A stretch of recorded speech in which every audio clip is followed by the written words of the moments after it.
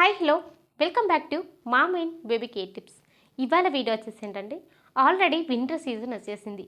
ఈ వింటర్ సీజన్లో బేబీస్కి ఎలాంటి జాగ్రత్తలు తీసుకోవాలి, ముఖ్యంగా ఫస్ట్ టైం బేబీ వచ్చిన పేరెంట్స్ ఉంటారు కదా, సో వీళ్ళకి తెలీదు ఎలాంటి జాగ్రత్తలు తీసుకోవాలి, బేబీని ఎలా ప్రొటెక్ట్ చేయాలి అనేది.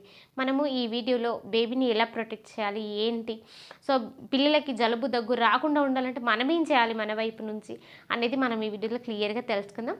ఇప్పుడు ఇలా వెళ్ళిపోయే ముందుగా మన ఛానల్ అయితే సబ్స్క్రైబ్ అయితే చేసుకోండి, పక్కనే ఉన్న బెల్ ఐకాన్ అయితే క్లిక్ చేయండి.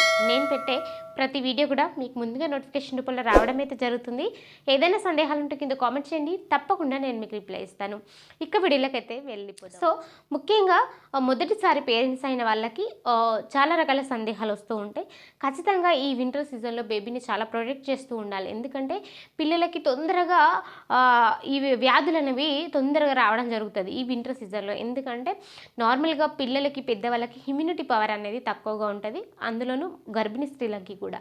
సో ఇమ్యూనిటీ పవర్ తక్కువగా ఉండడం వల్ల ఈ వింటర్ సీజన్లో వైరస్లు అనేవి తొందరగా అటాక్ అవుతూ ఉంటాయి పిల్లలకి. సో అందుకనే అవి పిల్లల దరి చేరకూడదు ఉంటే పేరెంట్స్గా మనం ఖచ్చితంగా కొన్ని జాగ్రత్తలు తీసుకోవాల్సి ఉంటుంది. ముఖ్యంగా వాళ్ళ డ్రెస్సింగ్ 100% బేబీస్కి స్వెటర్స్ యూజ్ చేయాలి. సో స్వెటర్స్తో పాటు హ్యాండ్స్కి గ్లౌజెస్ యూజ్ చేయాలి, అలాగే కాళ్ళకి సాక్స్లు యూజ్ చేయాలి, ఖచ్చితంగా కుల్లాలు పెట్టాలి.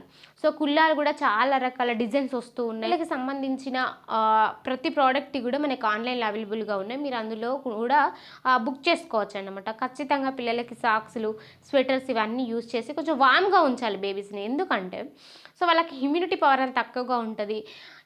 అట్లా ఉండడం వల్ల ఈ చల్లడిదనం అనేది వాళ్ళ ముక్కుల ద్వారా చెవుల ద్వారా వెళ్ళింది అనుకోండి, వెంటనే జలుబు అవుతుంది. సో జలుబు ఫీవర్ రావడం, దగ్గు ఇట్లా అంటడం అట్లా ఉంటుంది అనమాట. అందుకని పిల్లల్ని వామ్గా ఉంచాలి. వామ్గా ఉంచాలంటే స్వెటర్స్ వేస్తూ ఉండాలి, అలాగే పిల్లలకి క్యాప్స్ పెట్టాలి ఖచ్చితంగా, ఎందుకంటే చెవులలోకి చల్లటి గాలి అయితే వెళ్తుంది.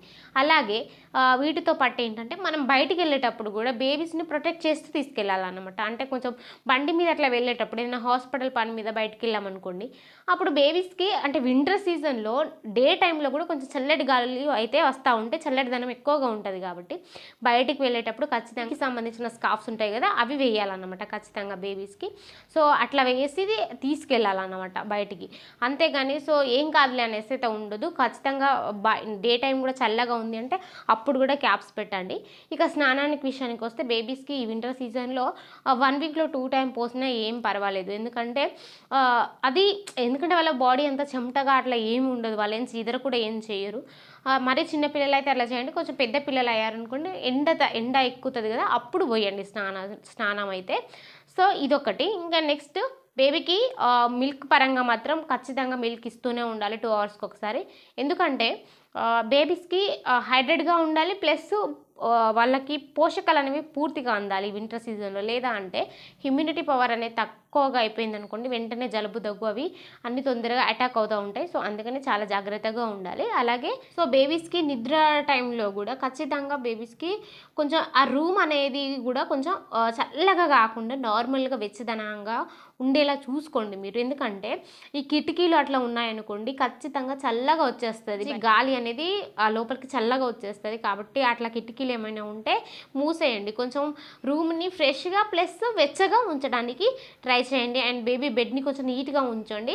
ఎందుకంటే చాలామంది మదర్స్ క్లాత్లు అట్లా యూజ్ చేస్తారనుకోండి, ఏం చేస్తారంటే తడి క్లాత్లని మళ్ళీ తీసేసి మనం పడుకున్న బెడ్ చుట్టే ఉల్లారాలు అనేసి చేస్తూ ఉంటారు. సో అట్లా ఎప్పుడు చేయొద్దు. సో అట్లా చేసినా కూడా అది అంత మంచిది కాదు.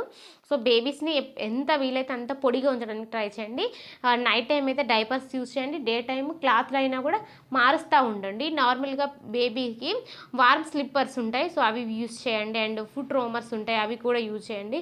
సో బేబీస్ని పడుకునేటప్పుడు మనకి వాళ్ళు యూరిన్ పోతే అది పీల్చేవి కింద పరిచేవి ఉంటాయి, సో అవి యూజ్ చేయండి. కొంచెం మెత్తటి దుప్పట్లు బేబీస్కి కప్పండి, కానీ ఫేస్ పైన అయితే కప్పకూడదు. ఎందుకంటే చిన్న పిల్లలు మంత్స్ బేబీస్ కాబట్టి డెఫినెట్లీ వాళ్ళు ముఖం మీద వేసుకుంటారు ఊపిరాడు. సో మీరు తల్లిదండ్రులుగా అబ్జర్వ్ చేసుకుంటూ ఉండండి. అండ్ చర్మ సంరక్షణకి వచ్చేసి వాజ్లైన్ వాడచ్చా సిస్టర్ అని అడుగుతున్నారు. ఖచ్చితంగా వాజ్లైన్ వాడచ్చు. సో బేబీస్కి సంబంధించిన వాజ్లైన్స్ ఉంటాయి, అవి మీరు బేబీకి స్నానం పోసిన తర్వాత నైట్ టైం అట్లా పెట్టవచ్చు. సో బేబీ డ్రై కాకుండా, స్కిన్ డ్రై కాకుండా ఉంటుంది, అది మంచిదే. అండ్ ఇక నెక్స్ట్ వచ్చేసి వీలైనంత వరకు ఎర్లీ మార్నింగ్ బేబీస్ని బయటికి తీసుకురాకండి. ముఖ్యంగా మంత్స్ బేబీస్ని అస్సలు బయటికి తీసుకురావద్దు, ఎందుకంటే తొందరగా జలుబు అవుతుంది చల్లడదనానికి. కొంచెం ఎండ వచ్చిన తర్వాతనే బయటికి తీసుకురండి. కొంచెం సేపు ఎండకి ఉంచండి, 5 మినిట్స్, ఎందుకంటే ఆ ఎండ అనేది బేబీకి ఖచ్చితంగా తెలగాలి, ఎందుకంటే అందులో డి విటమిన్ అనేది ఉంటుంది. అది బేబీ బోన్స్కి చాలా యూజ్ అవుతుంది కాబట్టి 100% డి విటమిన్ అందాలి బేబీకి. సో అది అందాలంటే మీరు ఖచ్చితంగా ఎండకి కొంచెం సేపు ఉంచాలి. స్నానం మీరు డైలీ పోయాలి అనుకున్నా కూడా ఏం పర్వాలేదు. వీలైనంత వరకు ఎక్కువ నెత్తి మీద నుంచి పోయకుండా బెటర్. టూ టూ అంటే 1 వీక్లో 2 టైమ్స్ ఒకసారి నెత్తి మీద నుంచి ట్రై చేయండి, లేదా నార్మల్గానే ఫేస్ నుంచి బాడీకి పెట్టండి. గోరువెచ్చని వాటర్తో స్నానం చేయించండి, కానీ 2 టైమ్స్ అంటే మార్నింగ్ ఈవినింగ్ అస్సలు చేయించొద్దు. రోజులో ఒకసారి చేయించడమే ఎక్కువ పిల్లలకి, ఎందుకంటే ఈ చల్లడిదనానికి స్నానం చేస్తే తొందర జలుబు అవుతుంది. సో పిల్లలకి స్నానం చేయించిన తర్వాత కూడా కొంచెం వెచ్చగా ఉంచడానికి చూడండి అన్నమాట. సో అన్నీ చేయండి. బేబీకి మిల్క్ కూడా ఇస్తూ ఉండండి, ఎందుకంటే బేబీ బాడీ హైడ్రేట్గా ఉండాలి ఖచ్చితంగా. ఇంకా ఏమైనా సందేహాలు ఉంటే కింద కామెంట్ చేయండి, తప్పకుండా నేను మీకు రిప్లై ఇస్తాను. Thank you so much.